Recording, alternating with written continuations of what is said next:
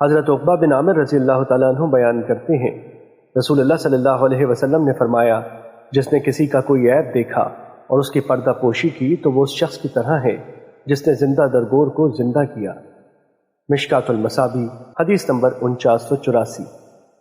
حضرت عبداللہ بن عمرو رضی اللہ تعالیٰ عنہ بیان کرتے ہیں، رسول اللہ صلی اللہ علیہ وسلم نے فرمایا، اللہ کے نزدیک بہترین ساتھی وہ ہے جو ان میں اپنے ساتھی کے لیے بہتر ہے، اور اللہ کے نزدیک بہترین پڑوسی وہ ہے جو اپنے پڑوسی کے لیے بہتر ہے۔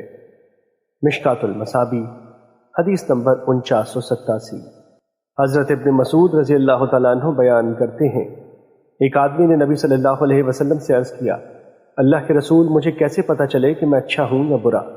نبی صلی اللہ علیہ وسلم نے فرمایا، جب تم اپنے پڑوسیوں کو کہتے ہوئے سنو کہ تم اچھے ہو تو تم اچھے ہو، اور جب تم انہیں کہتے ہوئے سنو کہ تم برے ہو تو تم برے ہو۔ مشکات المصابیح حدیث نمبر 4988۔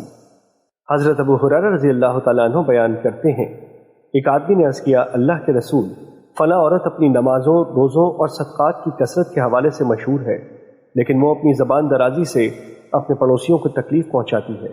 آپ صلی اللہ علیہ وسلم نے فرمایا، وہ جہنمی ہے۔